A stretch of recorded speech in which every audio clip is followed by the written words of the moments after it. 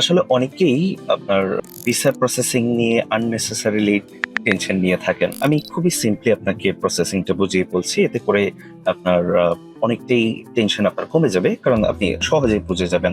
চেষ্টা করবো আপনাকে সহজে বুঝিয়ে বলার জন্য।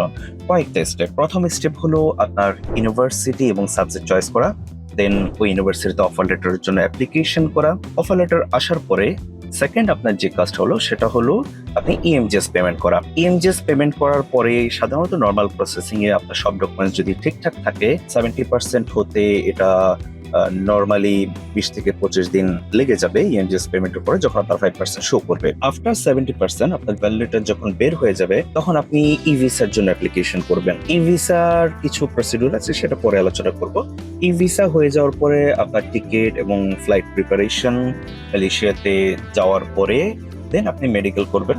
মেডিকেলে সাকসেসফুলি পাস হওয়ার পরে ইউনিভার্সিটিতে passport submission, 1 year visa, student ID card, immigration I card এবং ব্যাংক ওপেনিং লেটার, এই সব কিছু ইউনিভার্সিটি আপনাকে প্রোভাইড করে দিবে।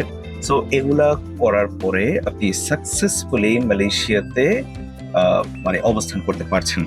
সো বিষয়টা খুবই সিম্পল।